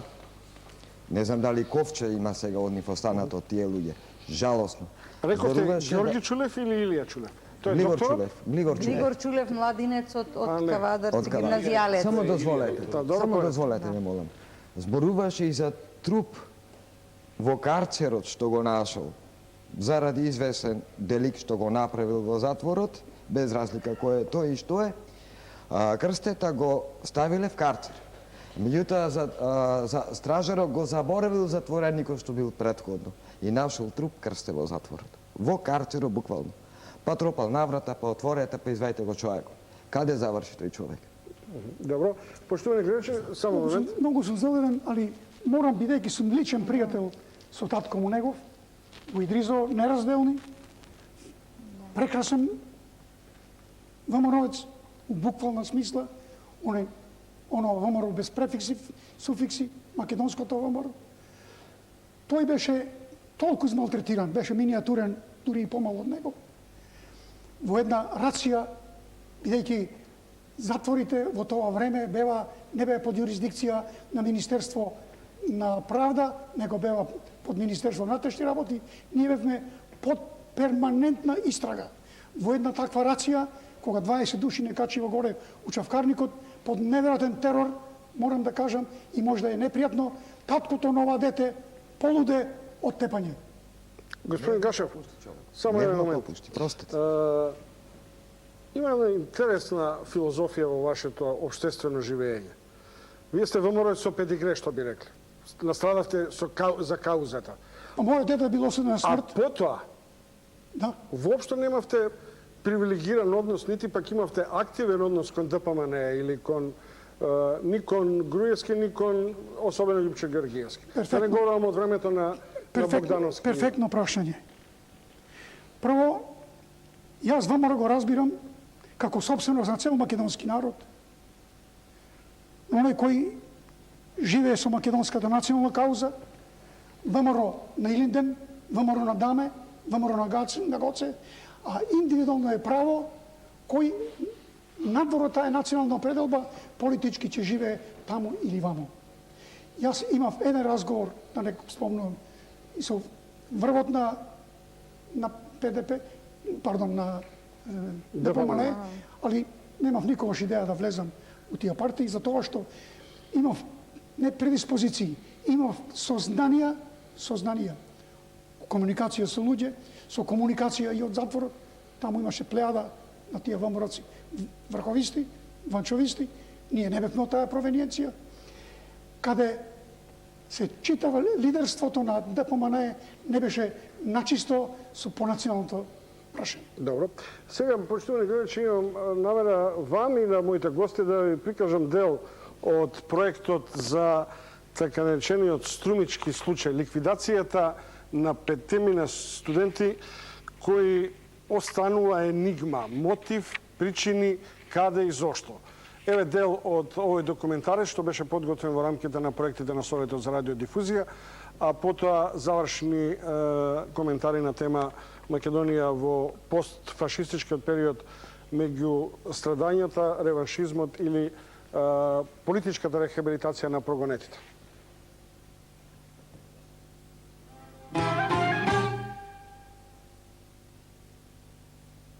Тие се земени на 11 август од градскиот парк, однесени во куќата на Калкашлија, која тогаш била затвор, и од таму одведени во селото Дорломбос и пукана од близина и убиени.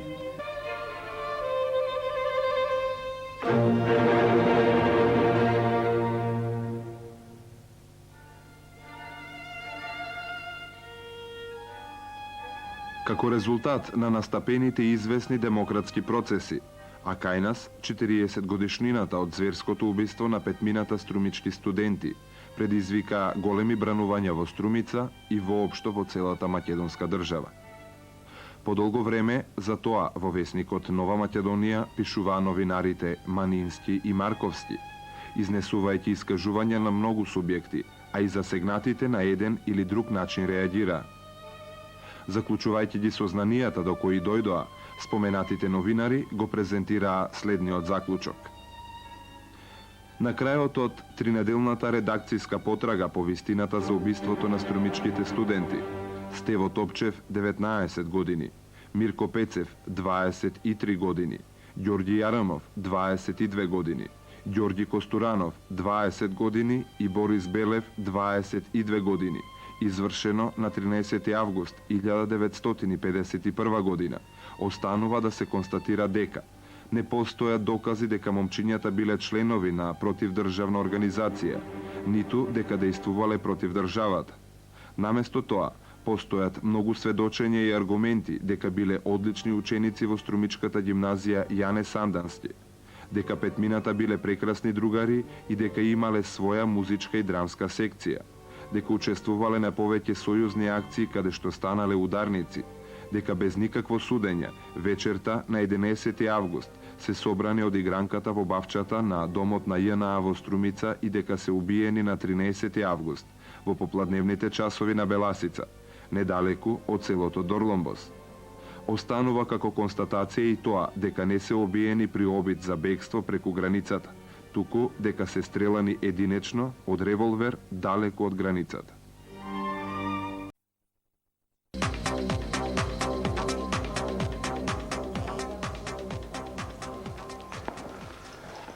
На 9 мај, на победата на антифашистичката коалиција и Денот на Европа, оваа емисија на чему беше посветена на Македонија во постфашистичкиот период, особено од аспект на утврдувањето на црните дамки, на црните петна во историјата и во, да речем, условно комунистичкото осветништво кон граѓанските или непослушните или етнички нелојалните луѓе на оваа држава кои завршуваа во затвори од Идризово до Голи оток, беа прогласувани за непријатели, за автономисти, за ВМРО-вци, за балисти и така натаму. Јас мислам дека имаме и поставено прашање, дали би можел да добијам графика на, односно на дел од гласањето, молам. Прашањето беше дали молам уште еднаш прашањето, дали е потребна рехабилитација на жртвите на комунизмот. Прашање што на почетокот од емисијата го отвори и господинот Гуштеров, а со кој не се согласуваат моите вечерашни гости Поп Ѓорчев и Гашев. 95% се за рехабилитација. Ние не ставивме прашање, нити подпрашање за правна, за политичка, лична и така натаму, но генерално се работи за тоа. Во суштина, Тоа ми дава за право за основното прашање вечерава. Парламентот ја донесе оваа декларација за осуда на жртвите на комунизмот. Тоа тргнува од така наречените европски стандарди за злоупотреба на човековите индивидуални права и слободи и така натаму. Дали Македонија во тој период на комунистичко владење, на диктатурата идеолошка и персонална, го премавнува со начин да ги осознае сите злодела индивидуални и колективни? Ачковска? Ние како историчари се трудиме тоа да го направиме, макар да мислам дека во јавноста се уште не преовладува тоа. Се уште се трудат некои работи да останат такви какво што се, да не се расчепкуваат работите. Се уште постои таа клима, но сепак мислам дека новите генерации историчари, посебно нашите студенти кои се на постдипломски така натаму, многу почувствителни прашања веќе зафаќаат отколку што нашата генерација, мојата генерација историчари ги зафаќа. Така да мислам дека за неколку години тоа ќе има еден наплив на такви теми кои досега се трудеа голем дел, почнувајќи од организациите на Сојузот на борци до учесниците во сите тие процеси, да ги остават под тепих, да бидат, ќе се расчисти тоа набрзо. Господине Азизи, што би била демистификација на историски личности, историски вредности и категории во албанската етничка заедница во овој период на постфашистичка или комунистичка Македонија? Добро, пред да одговарам на прашањето, би сакал сам да се поврзам јас малку со последиците од комунизмот. Јас претходно заборавив да кажам и за албанското национално-демократското движење кое што било по 45-та година, особено познатиот судски процес кој што се одвива во 47-та година. Тука се донесуваат и некои пресуди каде што Азем Морана, например, се осудува со стрелање и ред други помлади личности кои што еден... Кој е Азем Морана? Тој водачот на таа движење во Скопје. Тоа се стрела, значи, во 47-та година, додека пак останативе... Што била основната платформа на тоа движење? Демократското движење, значи да се создава држава по демократски принцип, по стилот на западноевропскиот свет. Истото тоа било и Чемал Скендери, кој што бил на 17 години, бил осуден на стрелање, меѓутоа поради годините, значи се уште бил малолетен, казната преименувана на 20 години затвор. Потоа има Реджеп Буњаку, кој што ден денеска е жив. Исто така биле жртви на овој комунизам. Сега, прашањето беше... Добро, само еден момент. Кај дел од македонската политичка групација која беше врзана за ВМРО-ската идеја или за автономната идеја, преовладуваше и под контекст обединената голема Македонија. Дали кај овие платформи, кај албанската етничка заедница преовладува овие тенденции за единствена етничка држава? Па се разбира дека тие идеите постоеле. Мислам, реално зборувано дека тоа и во текот на Втората светска војна. Мислам, затоа токму овие луѓе одма по Втората светска војна и доаѓаат во конфронтации со самата држава, бидејќи тие се залагаат за тие, на некој начин, на тие обеќања што биле дадени во текот на Втората светска војна. Значи тоа што кажав и порано, дека ќе може да го искористат правото за самоопределување. И поради тој факт, фактички тие не може да се согласат со самиот режим на воспоставање на новиот режим, значи на комунизмот, кој што веќе ги забранува тие идеи. И поради тоа доаѓа до судирност со тоа. И као последица на тоа доаѓа веќе овдека треба и да се спомне дека под силниот притисок на самите албанци доаѓа големо немигрирање на албанците кои што бегаат во самата Турција, например, особено ако ги земеме пописите од 48-та година, мислам дека беше, и 53-та година ќе видиме дека во 53-та година бројот на албанците се намалува. Значи, поголем бил бројот на албанците во 48-та година. Тоа е, а од другата страна се зголема бројот на турците, што тоа покажува на фактот дека дел од албанците биле присилени да се декларираат како турци или пак да емигрираат, да бегаат од Турција. Мислам, сето тоа е последица на комунизмот по војниот период, значи по Втората светска војна. Историски останува недокажано дали 53-та тоа е бран на иселување на турците од Македонија или тука албанците... Турци се иселиле после војната. Тука е абсурдот од фактот што 48-та и 53-та година доаѓа до намалување на бројот на албанците. Мислам, тоа е проблемот. Добро, ајде да завршиме со поентата за демистификацијата, за табуите во албанската етничка заедница и за предизвиците на вас историчарите. Па добро, мислам, веќе почнува да се пишува, особено по 90-тите години, значи се пишува. И покрај фактот што се уште не можеме ние целосно да ја употребуваме целата документација во времето на комунизмот. Тоа не е само во Македонија, тоа и во Албанија. Се уште преовладува тој менталитет, се уште не се отварат некои досие за некои позначени настани. Тоа значи истиот проблем го имаме и во самата Албанија. Значи навистина ќе треба да помине некој период за дефинитивно луѓето да се свестат дека тој систем, значи едноставно таа генерација на луѓе веќе да исчезнува, па да се отварат сите досија и дефинитивно да се прикажа вистинската слика на тој период и на вистинските луѓе за што се залагале тие луѓе. Без разлика дали биле за комунизмот или пак обратно против комунизмот. Зоран Велјановски, како би го насликале денеска портретот на својот татко, осуденик? Крст. Обичен човек. Со идеја за самостојна држава. Обичен човек. Оние обични, нормални луѓе кои што одат по улица и во својата визија размислуваат за самостојна држава. Говорам во периодот од 45-та до 90-та. Од 90-та до сега, до 2000-та, до неговата смрт. Говорам за човек чиј што сон за самостојна држава се исполни. Толку. Добро. Сега имам намера, поштовани гледачи, да почнам дел од ревностната преписка што Коле Мангов го прави со мене и во подготовките на оваа емисија тоа го направи. Се разбира, полн со емоции, овој застапник на идејата за самостојна Македонија, под едно писмо кое го насловил како под присмотра и повторно под присмотра, ми пишува дека, цитирам, на собирна маак во Универзалната сала прв пат упатив јавен повик за независна Македонија и повик против диктаторот Јосип Брос. Со повик за независна Македонија настапував на основачките собири на партиите.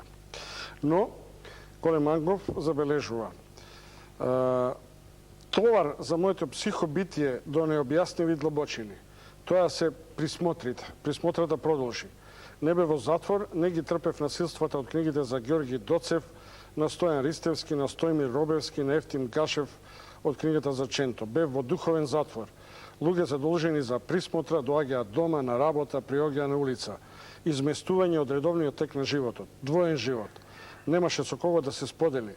Се густеше душевниот набој и една вистина за власта. Не ми се замеша на вистина во судската работа. Тоа го пишува Коле Мангов, кој мислам дека се пензионира како судија. Од денешна дистанца. Како пателици и во семејството, а и индивидуално. Што значи прошка? Што значи заборав од аспект на реваншизам, на потреба за реваншизам? Реваншизам никако. Јас сум исто така воспитан. Ја настојувам до последен час од мојот живот да откријам истината, ако порадно тоа не го сторам. Јас барам контакти со сите джелати кои го убија татко ми и другите 50 души, тоа е масакар, не се убијани со крушеви, него со токмак и се кршени главите. Тоа е морбидноста, но и ти се чудат тие бивши джелати, од кои више за жал вика отидоа, немам со кого да контактирам, и избегава и други ме почнува, ти како можеш со мене да разговараш? Викам, сакам да дознам истината за татко ми. Знам дека татко ми чист, да е поколебив автономен и дека сакам да дојдам до една вистина, за да ги кажам на децата, на внуците, на правнуците, кој бил нивниот предок. Меѓутоа, за жал тоа не успеав да го дознам, бидејќи тие актерите, ајде да кажам, исклучиво беа против тоа да било што кажат, бидејќи и кога се случи овој злостор на 15 јануари 1945 година, после неколку дена се викани, кога се отрезниле што се е расторено, и ми е речено, кој ќе проговори од вас, било што, било кога, и не само вие, туку и вашите наследници, сите ќе бидете стрелани, исто како што страдаат тие продавниците. Така што тоа една длабока порака е оставена, а тоа покажува колку била нечиста работа со со луѓето. Добро, господин Ефтим Гашев, да поредам. Само што збор, да не се разбере погрешно, од Гашев и јас за себе говорам, сум против сека реабилитација, затоа што тоа исто е исчекорие. И тоа не е доволно ефикасен тој. Затоа се залагам за правна разврска, со тоа што тој закон што е готов, уште од 2002 година, конечно добие финале во собранието, поништување на тие антидатирани, неосновани, идеолошки, монтирани така во пресуди, од суд, за разлика што не се судени мојот предок, да суд нова разврска, која за жал во Македонија, за Република Македонија не ја добив, и после 8 години процес во Врховниот суд на Македонија, и после дозволата, односно зеленото светло на јавниот обвинител на Македонија дека има основи за докажување на законитоста, јавниот, Врховниот суд заклучи со една само реченица дека не се убедливи доказите, дури и на јавниот обвинител на Македонија, го одби барањето како неосновано и на не само мое, него и на јавниот обвинител на Македонија, и сега случајот е даден во Страсбург и добив од тому дека го разредуваат, се разбира никакви прогнози нема, но се надевам дека Страсбург ќе биде поправеден од што Скопје. Добро. Страсбург е некаква магична институција, судот за човекови права и за мојот вечерашен гостин Ефтим Гашев. Господин Гашев, сега се станавте, да речем условно, доволно гласен. Колку време ви требаше да молчите за да се одеднаш го искаже тоа што сега го пишувате и го барате? По природа сум зборилив и секогаш сум зборувал, почнувајќи од судскиот процес. Во пресудата ми пишува Ефтим Гашев на судењето се држи цинично, безобразно, дрско. И му се снима како отежителни околности. За мала моја сатисфакција, оваа вечер, оваа бурна вечер, возбудлива, би сакал да ја завршам со моите забелешки кон декларацијата за жалење, така наречено, и извинување, ако ми дозволите. Ова се мои прецизни такота. Значи, декларацијата не е одбележена, во декларацијата не е одбележена политичката и државната структура, вршители на прогонот и репресијата во периодот 45-91. Второ, не се одбележани идеолошко политичкиот мотив и причините за прогонот. Не е назначено врз која политичка идејна структура е вршен прогонот и репресијата. Децидно требаше да се одбележи македонската национална кауза, поради која се спроведуваше полицискиот, судскиот и политичкиот прогон и репресија. Со декларацијата требаше да се признаат политичко идеологизираните историски грешки сторени од државата во наведениот период и за истите да им се извини на македонскиот народ и на прогонуваната провиненција. Со декларацијата требаше на прогонуваните, судените и репресираните лица да им се одаде признание и почит за нивниот национален обстој и непокор. И последно, декларацијата требаше да предвиди целосна политичка, материјална и нематеријална сатисфакција на прогонуваните лица и укинување на идеолошките судски пресуди, а времето поминато при издржување на казните со присилна работа да се признае за пензиски стаж. Добро, ви Во држави така е признаено. Да, и во Бугарија е така решено. Во Бугарија е така решено. Држави се признава како стаж. Бугарија. Хрватска исто така решено. Со дел од овие дилеми или маргини упатени на адреса на донесената декларација во собранието, ја завршуваме емисијава Чуми. Мои вечерашни гости беа професор Вилета Ачовска, историчар, асистентот од Институтот за историја Исамедин Азизи, господата Ефтим Гашев, Зоран Велјановски и Борис Поп-Ѓорчев. Жал ми е што на оваа тема не успеавме да го приволиме да дојде синот на Методија Антонов Ченто, кој веројатно ќе имаше многу повеќе да каже и особено околу неволите што настануваат со пострехабилитациониот период за овој македонски деец, особено околу функционирањето на фондацијата и проблемите што настануваат околу оценките за начинот на изведувањето на судскиот процес против Ченто. Се разбира, некои дилеми во историјата остануваат вечни, некои се одгонетнуваат, но тоа е дел од македонскиот крстозбор, што ја нарекуваме историја, современа национална, која веројатно останува и за актерите, и за историчарите да се истражува и да се допишува. Пријатна вечер, се гледаме следниот вторник.